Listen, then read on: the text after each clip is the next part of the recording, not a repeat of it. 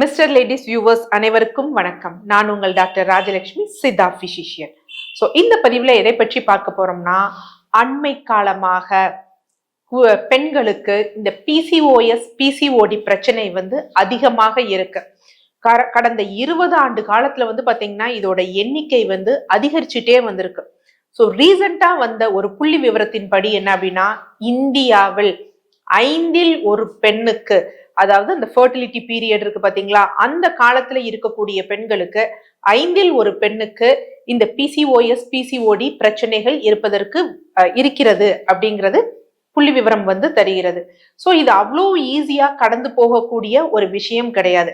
ஆனா அதே நேரத்துல இதை ஏதோ பெரிய நோயாட்டம் பார்த்து பயப்பட வேண்டிய அவசியமும் கிடையாது.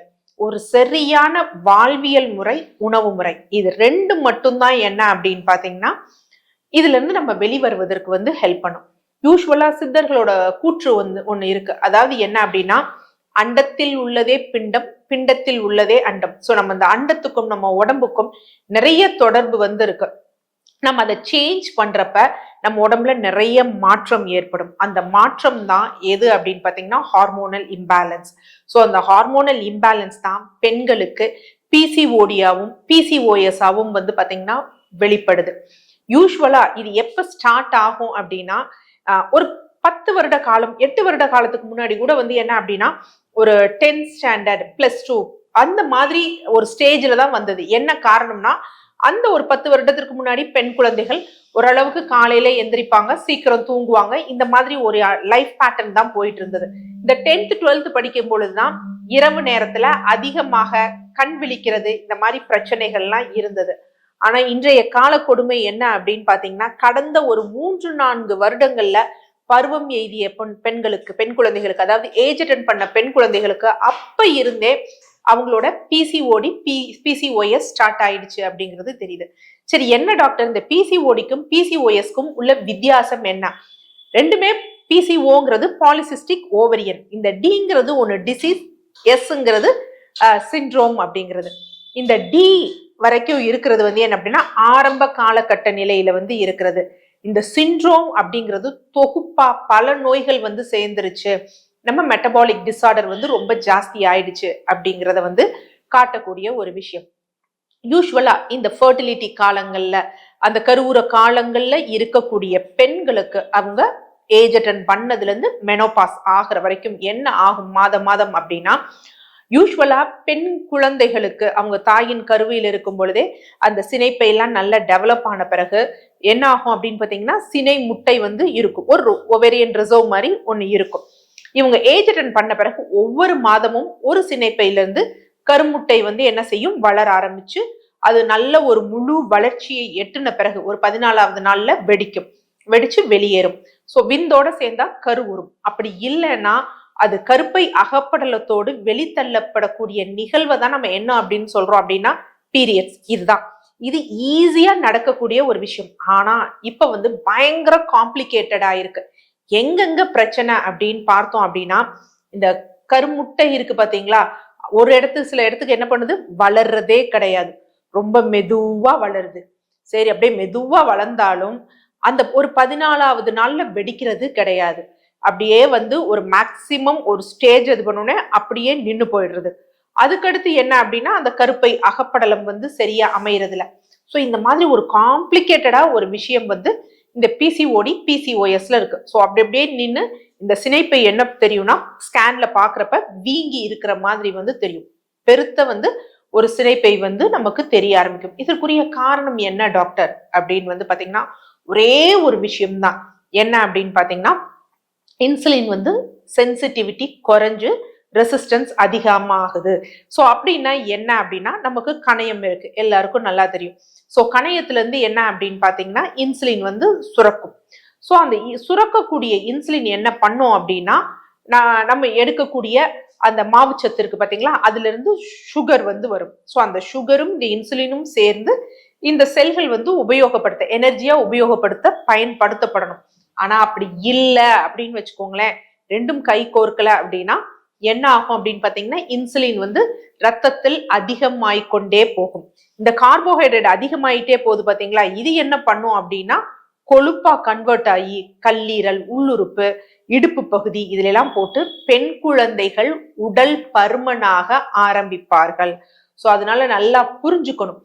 பெண் குழந்தை எல்லாருக்கும் இது அப்ளிகபிள். பட் பெண் குழந்தைகள் நம்ம பிசிஓஎஸ் பிசிஓடினா குழந்தைகள் பிறக்குறாங்களா, சோ அவங்க ஃபீட் பண்ணக்கூடிய காலத்துல குழந்தைகள் நல்லா புசு புசுன்னு வருவாங்க. இது நார்மலான ஒரு விஷயம். ஒன்ஸ் ஃபீடிங் நிறுத்திட்டாங்க அப்படின்னா குழந்தைகள் வந்து பாத்தீங்கன்னா ஒரு ஸ்டேஜுக்கு கொஞ்சம் இழைக்க தான் வந்து செய்வாங்க. இது குவைட் நார்மலான ஒரு விஷயம் தான். ஏன் இதை சொல்றேன் அப்படின்னா இங்கதான் தவறு வந்து ஏற்படுது. மெயின் தவறு அங்கதான் ஏற்படுது. இந்த ஃபீட் பண்ணி நிறுத்தினோடனே குழந்தைகள் இழைக்க ஆரம்பிப்பாங்க. மற்ற உணவுகளை எடுக்க ஆரம்பிக்கும் பொழுது இந்த தாய்மார்கள், பெற்றோர்கள், குடும்பத்துல இருக்கவங்க குழந்தை இழைச்சு போகுது, சோ குழந்தை வந்து குண்டாக எதையாவது கொடுக்கணும். நல்லது கொடுக்கணும் அப்படின்னு நம்ம நினைக்கிறது இல்லை, எதையாவது கொடுக்கணும்னு நினைக்கிறோம் பாத்தீங்களா, அங்கதான் நமக்கு எது ஆரம்பிக்குது அப்படின்னா இந்த சுகர், பிசிஓஎஸ் இதுக்கெல்லாம் வந்து பிள்ளையார் சொல்லி போட ஆரம்பிக்கிறோம். அப்ப எதெல்லாம் நம்ம கொடுக்கணும் அப்படிங்கிறப்ப தவறான ஒரு உணவு முறைகளை எடுக்க ஆரம்பிக்கிறோம். நிறைய மாவுச்சத்துள்ள உணவுகளை சாப்பிட சாப்பிட அந்த குழந்தைகள் உடல் பருமன் ஆறாங்க. சோ உடல் பருமன் ஆகும் பொழுது என்ன அப்படின்னா அடிப்போஸ் டிஷ்யூல ஒரு ஃபேட் வந்து இருக்கும். இந்த ஃபேட் என்ன பண்ணும் அப்படின்னா செல்கள், மசில்ஸ் இதெல்லாம் இன்சுலின் எடுத்து உபயோகப்படுத்த விடாது. ஸோ உபயோகப்படுத்த விடாததுனாலதான் நமக்கு என்ன ஆரம்பிக்குது அப்படின்னா அந்த இன்சுலினுக்கு சிக்னலிங் கிடைக்க மாட்டேங்குது. ஏன் சிக்னல் கிடைக்க மாட்டேங்குதுன்னா இந்த தேவையில்லாத கொழுப்பு இருக்கு பாத்தீங்களா, அது ஒரு தடைக்கல்லா இருக்கு. அப்ப அதிகமா சுத்துது. அப்ப இந்த பெண் குழந்தைகள் ஒரு ஏஜ் அட்டன் பண்ணும் பொழுது அவங்களுக்கு என்ன ஆகும் அப்படின்னா அப்பயே பிசிஓஎஸ் ஸ்டார்ட் ஆகும். அப்ப அவங்க ஏஜ் அட்டன் பண்றாங்களா, நிறைய பேர் என்ன சொல்றதுன்னா ஏஜ் அட்டன் பண்ணா 1 வருஷம் வரைக்கும் வெயிட் பண்ணலாம், அப்படியெல்லாம் கிடையாது. மாதம் மாதம் பூப்பு சுழற்சி நடக்கணும், பீரியட்ஸ் ஆகணும். ஸோ குறைஞ்சபட்சம் 20 days, மேக்சிமம் சைக்கிள் 35 days. இதுல ஏதாவது ஒரு ரெகுலர் சைக்கிளா இருக்கணும். இதுக்கு குறைந்து இருந்தாலும் பிரச்சனை. ஏன்னா 15 நாளைக்கு ஒரு தடவை பீரியட்ஸ் வர்றதெல்லாம் இருக்கும், ஹெவி ஃப்ளோ இருக்கும். இதை பார்த்துட்டு இருக்கவங்களுக்கு ரொம்ப இதா இருக்கும், என்ன டாக்டர் சொல்றீங்க, இதெல்லாம் வந்து பாத்தீங்கன்னா வயசாகிறப்ப, மெனோபாஸ் ஆகிறப்ப, ஃபைப்ராய்டு இருக்க காலத்துல தானே வரும் அப்படின்னா. ஆனா இன்றைய கால சூழ்நிலையில 11 வயது பெண்களுக்கு, குழந்தைகளுக்கு உதிரப்போக்கு அதிகமா இருக்குன்னு ஹார்மோனல் தெரப்பி வருடக்கணக்குல எடுக்கக்கூடிய அவநிலைமை வந்து இருக்கு. சோ முன்னாடி எல்லாம் வந்து பாத்தீங்கன்னா வெளிநாட்டில் வாழும் குழந்தைகளுக்கு தான் இந்த மாதிரி கன்சல்டேஷனோட வருவாங்க. ஆனா இன்னைக்கு தமிழ்நாட்டிலயும் இது இருக்கு. அப்போ உங்க பெண் குழந்தைகள் ஏஜ் அட்டன் போன தருவாய் வருதுன்னா தயவு செய்து முன்னாடியே அவங்களை ஏதாவது ஒரு பிசிக்கல் ஆக்டிவிட்டி ஏதாவது பண்ணி அவங்கள ஆரோக்கியமான உடல் இழைப்புக்கு ட்ரை பண்ணுங்க. அது ரொம்ப முக்கியமான விஷயம். அப்பதான் இந்த பிசிஓஎஸ் பிசிஓடி வராது. அப்ப இந்த நீர்க்கட்டி இருக்கக்கூடிய பெண் குழந்தைகளை நம்ம எப்படி பார்க்கணும் அப்படின்னா ஒரு சர்க்கரை நோயாளிய எப்படி கையாளுவோமோ கவனத்துடன் டயட் எப்படி பார்த்து கொடுக்குவோம் அப்படி கொடுக்கறது ரொம்ப முக்கியமான விஷயம். ஸோ இந்த பிசிஓஎஸ்ல யூஸ்வலா என்ன இருக்கும்னா பிசிஓடியில பீரியட்ஸ் மற்றும் கொஞ்சம் வந்து தள்ளி போகும். ஆனா இந்த பிசிஓஎஸ்ல பீரியட்ஸ் ரொம்ப ரெகுலரா வராது, வந்தா ஹெவி ஃப்ளோ இருக்கும், இன்னும் ரொம்ப கம்மியா ஃப்ளோ வந்து இருக்கும், கருமுட்டை வளர்ச்சி வந்து அவ்வளவா இருக்காது, குழந்தை பேருக்கு வந்து ரொம்ப தாமதமாகும், மாதவிடாயின் போது அதிக வலி இருக்கும், பீரியட்ஸ் வரும் ஆனா கருமுட்டை அந்த வெடிப்பு இல்லாத ஒரு பொய் பீரியட்ஸ் வரும். ஸோ இந்த மாதிரி பல கலவையான பிரச்சனைகள் வந்து எதுல இருக்கும்னா இந்த பிசிஓடியில் இருக்கும். இன்னும் சிலருக்கு வந்து பாத்தீங்கன்னா மீசை முளைக்க ஆரம்பிக்குது, தாடைகள்ல வந்து அதிக ரோமம் முளைக்குது அப்படின்னாலே அந்த பெண் குழந்தைகளுக்கு பிசிஓஎஸ் இருக்கு அப்படிங்கிறத தெரிஞ்சுக்கணும். சரி டாக்டர், இப்ப என் பெண்ணுக்கு இப்பதான் பிசிஓஎஸ் ஸ்டார்ட் ஆயிருக்கு, அப்ப நான் என்ன மாதிரியான உணவு முறையை நம்ம ஃபாலோ பண்ணணும் அப்படின்னா ஸோ முதல் விஷயமா என்னன்னா பெண் குழந்தைகள் ஏஜ் அட்டன் பண்றாங்களா அவங்களுக்கு அந்த முதல் மாதத்துல இருந்து குறைந்தது ஒரு 6 மாதத்திற்காவது பீரியட்ஸ் ஆன 5 தினங்கள் வந்து என்ன கொடுக்கணும் அப்படின்னா கருப்பு எள் உருண்டை வந்து கொடுக்கணும். ஸோ எள்ளுருண்டையோட சைஸ் எவ்வளோ அப்படின்னு பாத்தீங்கன்னா நாவல் பழம் இருக்கு பாத்தீங்களா, அந்த நாவல் பழத்துல பெரிய நாவல் பழம் இருக்கு பாத்தீங்களா, அதுல ஒரு 3 சைஸ் உருண்டை எள்ளுருண்டை வந்து கொடுக்கணும். அடுத்து 6வது நாட்கள்ல இருந்து 14வது நாட்கள் வரை என்ன கொடுக்கணும் அப்படின்னு பாத்தீங்கன்னா உளுந்தங்களி வந்து கொடுக்கணும். ஸோ இந்த உளுந்தங்களிக்கு கருப்பு உளுந்து எவ்வளோனா நல்லா 1 டம்ளர் எடுக்கணும். அதனுடன் என்ன அப்படின்னு பாத்தீங்கன்னா சிகப்பரிசி எடுத்துக்கணும். ஸோ சிகப்பரிசி ரெண்டும் ஈக்குவல் ரேஷியோல எடுக்கலாம், இல்ல கருப்பு உளுந்துக்கு இந்த சிகப்பரிசி 1/2 வந்து எடுத்துக்கலாம். இதை இரவு முழுவதும் ஊற வச்சிடணும். ஊற வச்சுட்டு மறுநாள் காலையில நல்லா அரைச்சிட்டு நம்ம களி கிளறணும். பனை வெல்லம் போட்டு களி கிளறணும். இதுல கண்டிப்பா நல்லெண்ணெய் தான் சேர்க்கணும். நெய்யெல்லாம் தயவு செய்து சேர்க்காதீங்க. நல்லா ஒரு உருண்டை 6வது நாள்ல இருந்து 14வது நாள் வரை டெய்லி குழந்தை ஸ்கூலுக்கு போறதுக்கு முன்னாடி காலையில பிரேக்ஃபாஸ்ட் இதுதான். இது மட்டும் போதுமானலாம் தயவு செய்து நினைக்காதீங்க. இதை சாப்பிட்டு இட்லி சாப்பிடணும் அப்படிங்கறதெல்லாம் நினைக்காதீங்க. இதுவே போதும். தேவையான நியூட்ரியன்ஸ், அயன், எல்லா கண்டென்ட்டும், ஃபோலிக் ஆசிட், அதே மாதிரி விட்டமின் B12 இது எல்லாமே இதுல இருக்கு. அதனால அது போதும். அடுத்து 15வது நாள்ல இருந்து 28வது நாள் வரைக்கும் என்ன கொடுக்கணும் அப்படின்னா வெந்தய களி வந்து குடிக்கணும். சோ இந்த வெந்தய களிக்கு என்ன அப்படின்னு பாத்தீங்கன்னா நல்ல ஒரு டம்ளர் அளவு சிகப்பரிசி, அதுல வெந்தயம் வந்து ஒரு 2 டீஸ்பூன், இதையும் நைட்டே ஊற வச்சிடணும். வெந்தயம் மற்றும் ஒரு 2 மணி நேரம் ஊற வச்சா போதும். சோ இதையும் முன்னாடி சொன்ன மாதிரி நல்லா அரைச்சிட்டு உப்பு சேர்த்து பனவெல்லம் போட்டு நல்லெண்ணெய் சேர்த்து களி கிளறி வந்து கொடுக்கணும். சோ இதோட பர்பஸ் என்ன அப்படின்னா அந்த மிச்ச பாதியில வந்து ப்ரொஜெஸ்ட்ரான் ஹார்மோன் இதாகணும். சோ நம்மளோடது ஷெட் அவுட் ஆகணும். அதாவது அந்த கருப்பை அகப்படலம் அழகா வெளியே வரணும். பெண் குழந்தைகளுக்கு அந்த புரோஸ்டாகிளாண்டின் அதிகமாகனால மாதவிடாயின் போது வலி எல்லாம் வரும். சோ அதெல்லாம் வராமல் வந்து தடுக்கும். இத குறைந்தபட்சம் 6ல இருந்து ஒரு 8 மாசமாவது கொடுத்தோம் அப்படின்னா அந்த பெண் குழந்தைகளுக்கு பின்னாடி கர்ப்பப்பை ஆரோக்கியமாக இருப்பதற்கு ஒரு அடித்தளம். அடுத்து இல்ல டாக்டர் இப்பெல்லாம் இதை வச்சா நான் திடீர்னு இப்பதான் என் பொண்ணுக்கு வந்து கொஞ்சம் பீரியட் ஸ்கிப் ஆகுது அப்படின்னா அதுக்கு அடுத்து ரொம்ப முக்கியமானது சீட் சைக்கிள். ஸோ சீட் சைக்கிள்ல என்ன பண்ணணும் அப்படின்னா ஃபர்ஸ்ட் டே பீரியட்ஸ் ஆன ஃபர்ஸ்ட் டேல இருந்து 14வது நாள் வரைக்கும் என்ன கொடுக்கணும் அப்படின்னா அரிசி விதை, ஃபிளாக்ஸ் சீட்ஸ், அதனுடன் வந்து பூசணி விதை. ஸோ பூசணி விதை வந்து என்ன கலர்ல கொடுக்கணும்னா பச்சை நிறத்துல கொடுக்கணும். அடுத்து 15வது நாள்ல இருந்து 28வது நாள் வரைக்கும் என்னன்னா சூரியகாந்தி விதை. ஸோ வெள்ளை நிறத்துல இருக்க சூரியகாந்தி விதை, கருப்பு எல் வந்து கொடுக்கணும். ஸோ ஃபர்ஸ்ட் 14 நாட்கள் என்ன பண்ணணும்னா அதை ஃபர்ஸ்ட் ரோஸ்ட் பண்ணி நல்லா பவுடர் பண்ணி வச்சுக்கணும். தினமும் காலை எழுந்தவுடன் என்ன பண்ணணும் அப்படின்னா அதை ஒரு 3 டீஸ்பூன் சாப்பிட்டுட்டு தண்ணீர் வந்து குடிச்சுக்கணும். அடுத்து 15ல இருந்து 28 நாள் வரை வந்து என்ன பண்ணணும்னா அந்த பவுடரை 2 டீஸ்பூன் சாப்பிட்டுட்டு கொஞ்சம் தண்ணீர் வந்து குடிச்சுக்கணும்.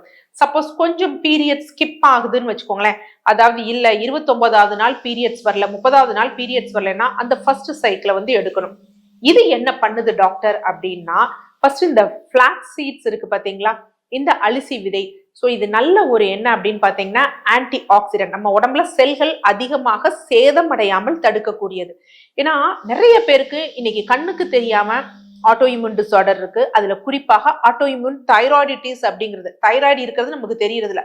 பின்னாட்கள்ல தான் என்ன பொன் குழந்தை ரொம்ப நாள் வந்து பருமன் ஆயிட்டே போகுது, பீரியட்ஸ் வராம இருக்கு, இல்ல கொஞ்சம் திருமணம் நோக்கி அதாவது குழந்தை பேரு நோக்கி போகிறப்ப ஏன் கன்சீவ் ஆக மாட்டேங்கிறப்பதான் அவங்களுக்கு தெரியும் தைராய்டு ஜாஸ்தியா இருக்கும் அப்படின்னு.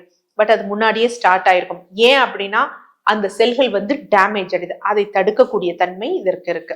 ஸோ அதுக்காக தான் ஃபிளாக்ஸ் சீட்ஸ். அடுத்து பம்கின் சீட்ஸ், அதாவது பூசணி விதை எதுக்காக கொடுக்குறோம் அப்படின்னா அதுல ஜிங்க் சத்து வந்து இருக்கு. ஸோ இந்த ஜிங்க் சத்து நிறைய கன்வர்ஷனுக்கு அதுக்கெல்லாம் ரொம்ப முக்கியம். அது மாதிரி ஈஸ்ட்ரோஜன் ஹார்மோனுக்கும் இது ரொம்ப முக்கியம். அடுத்து என்ன அப்படின்னு பாத்தீங்கன்னா பின் நாட்கள்ல வரக்கூடியதுக்கு இந்த சூரியகாந்தி விதை, அதே மாதிரி எள்ளு என்ன அப்படின்னு பாத்தீங்கன்னா நேச்சுரல் ஃபைட்டோ எஸ்ட்ரோஜன் வந்து அது இருக்கு. ஸோ அது நேச்சுரலா அது ஸ்டிமுலேட் பண்ணி கொண்டு வந்து அதே மாதிரி கர்ப்பப்பைக்கு ஓடக்கூடிய ரத்த ஓட்டத்தையும் நல்லா தூண்டி ரத்த சோகையால கூட சில பேருக்கு பீரியட்ஸ் வராம இருக்கும். ஸோ அதெல்லாம் பேலன்ஸ் பண்ற தன்மை இருக்கும். ஸோ இது ஒரு சேஃப் ஜோனா வந்து நம்ம கொண்டு போகலாம். ஸோ இந்த மாதிரி நம்ம ஃபாலோ பண்ணோம்னா கொஞ்சம் சைக்கிள்ஸ் வந்து ரெகுலர் ஆகும். இது இல்லாம தினமும் ஒரு அரை மணி நேரம் பெண் குழந்தைகள் என்ன படிப்பு படிச்சாலும் சரி, என்ன வேலை செய்தாலும் சரி, அரை மணி நேரம் அவங்க ஆரோக்கியமாக வாழ ஏதாவது ஒரு பிசிக்கல் ஆக்டிவிட்டி. உங்களுக்கு டான்ஸ் பிடிக்குதா, டான்ஸ் ஆடுங்க. சூரிய நமஸ்காரம் பண்ணணுமா, சூரிய நமஸ்காரம் பண்ணுங்க. வாக்கிங் பண்ணணுமா, வாக்கிங் பண்ணுங்க. ஸ்ட்ரெச்சஸ் பண்ணணுமா, ஸ்ட்ரெச்சஸ் பண்ணுங்க. ஏதாவது ஒரு விஷயங்கள் பண்ணணும். பண்ணும் பொழுது நம்மளோட அந்த தசைகள் வந்து நல்லா சுருங்கணும். சுருங்கி நம்ம கேலரிஸை வந்து அதாவது கேலரிஸ் அதிகமா ப்ரொடியூஸ் பண்ணி கொழுப்பை வந்து கரைக்கணும் வயிற்று பகுதியில. அப்படி பண்ணா இந்த PCOS, PCOD இதனால பின்னாடி வரக்கூடிய இந்த குழந்தையின்மை பிரச்சனை எல்லாம் இருக்காது. நன்றி.